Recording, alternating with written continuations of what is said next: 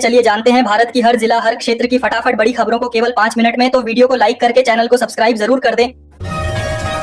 बिहार विधानसभा चुनाव के पहले चरण में 18 जिलों की 100 इकाई सीटों पर मतदान हुआ। सुबह से ही बूथों पर भारी भीड़ उमड़ी और लोगों में जबरदस्त जोश दिखा।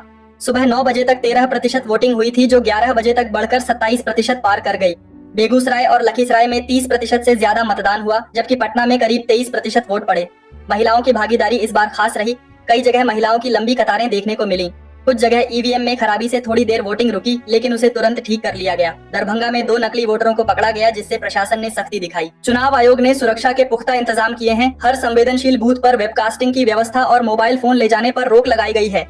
एनडीए और महागठबंधन के बीच कांटे की टक्कर है। तेजस्वी यादव रोजगार और महंगाई के मुद्दे पर जनता को साधने की कोशिश में है, जबकि एनडीए विकास और स्थिरता का नारा दे रही है। बेरोजगारी, भ्रष्टाचार और कानून व्यवस्था जैसे मुद्दों ने चुनाव को और गर्मा दिया है। पहले चरण की वोटिंग ने बिहार की सियासत का तापमान बढ़ा दिया है और अब सबकी नजरें दूसरे चरण के मतदान और नतीजों पर टिक गई हैं।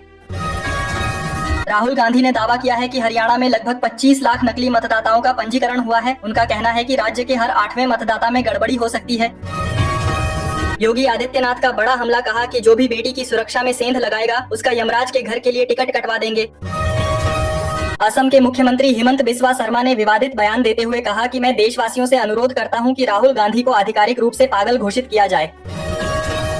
आम आदमी पार्टी के नेता संजय सिंह ने बड़ा हमला बोलते हुए कहा कि बिहार का चुनाव हाईजैक हो चुका है। चुनाव आयोग ने वोट चोरी करके पहले ही एनडीए का काम कर दिया है। असम के मुख्यमंत्री हिमंत बिस्वा शर्मा ने बिहार में गरजते हुए कहा कि बिहार की जनता खुद तय कर चुकी है कि उन्हें श्री राम और लक्ष्मण चाहिए, बाबर और औरंगजेब नहीं। समाजवादी पार्टी के प्रमुख अखिलेश यादव ने पलटवार करते हुए कहा कि ये बीजेपी वाले अवध में भी हारे हैं और मगध में भी हारेंगे। भारतीय मौसम विभाग ने अगले 4 दिनों यानी 6 से 9 नवंबर तक 7 राज्यों में बारिश की संभावना जताई है। साथ ही उत्तरी और मध्य भारत में रात के तापमान में तेज गिरावट की चेतावनी दी है। राजस्थान में हल्की बारिश और बंगाल में तेज हवाओं से मौसम का मिजाज पूरी तरह बदल गया है। ठंड में इजाफा दर्ज किया गया है। फिलीपींस में तूफान कालमेगी के कारण 85 लोगों की मौत हो गई और 75 अन्य लापता हैं। इसके चलते बाढ़ आ गई है। कई लोग छतों पर फंसे हैं और कारें बह गई हैं। ये बाढ़ उस समय आई है जब फिलीपींस पहले ही एक घातक भूकंप से उबर रहा है। फिलीपींस में तूफान टाइफून कलमेगी के कारण हालात गंभीर बने हुए हैं। राष्ट्रपति ने पूरे देश में आपातकाल की घोषणा कर दी है। जम्मू कश्मीर के किश्तवाड़ जिले में सुरक्षा बलों और आतंकवादियों के बीच मुठभेड़ दूसरे दिन भी जारी है। इलाके में सर्च ऑपरेशन चलाया जा रहा है। बांग्लादेश में चुनाव प्रचार की शुरुआत हिंसक हो गई है। कई इलाकों में हमले और आगजनी की घटनाएं हुई हैं। वहीं एक बीएनपी उम्मीदवार को गोली मारी गई है। सलमान खान के खिलाफ केस दर्ज हुआ है। पान मसाला विज्ञापन को लेकर वे कानूनी पचड़े में फंस गए हैं। उन पर युवाओं को गुमराह करने का आरोप लगा है। असम के मुख्यमंत्री हिमंत बिस्वा शर्मा ने विवादित बयान दिया कि बिहार ही नहीं पूरे देश में मदरसे बंद होने चाहिए। उन्होंने कहा कि हमारे देश को मुल्लों की जरूरत नहीं है। योगी आदित्यनाथ सरकार ने बड़ा फैसला लिया है। अब निर्माण श्रमिकों की बेटियों के विवाह पर 85,000 रुपए तक की आर्थिक सहायता दी जाएगी। झारखंड में लगातार गिर रहा पारा, रांची में सर्द हवाओं ने ठिठुरन बढ़ा दी है। न्यूनतम तापमान 14.9 डिग्री सेल्सियस पर पहुंच गया है। मुख्यमंत्री योगी आदित्यनाथ ने मुख्तार जैसे माफियाओं से खाली कराई गई भूमि पर बने 72 फ्लैट गरीबों को आवंटित किए और कहा कि उस समय के सत्ताधारी इनके सामने घुटने टेक चुके थे। सासाराम में योगी आदित्यनाथ ने कहा कि बिहार चुनाव में एनडीए के पांडव इंडिया ब्लॉक के रामद्रोहियों को हराएंगे। केंद्रीय मंत्री चिराग पासवान ने बड़ा हमला बोलते हुए कहा कि देश में राहुल गांधी अराजकता फैलाने की बातें कर रहे हैं।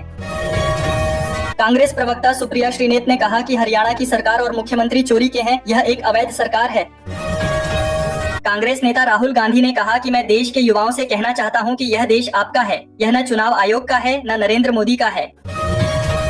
राहुल गांधी ने विस्फोटक खुलासा करते हुए कहा कि वोट चोरी से हरियाणा में कांग्रेस की सरकार छीनी गई है और इसका ब्लैक एंड व्हाइट सबूत उनके पास मौजूद है।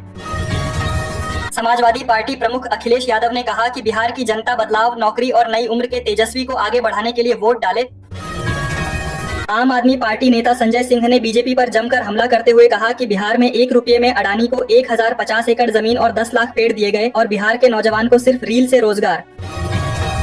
पश्चिम बंगाल में वोट चोरी के खिलाफ मुख्यमंत्री ममता बनर्जी के साथ लोग सड़कों पर उतर आए।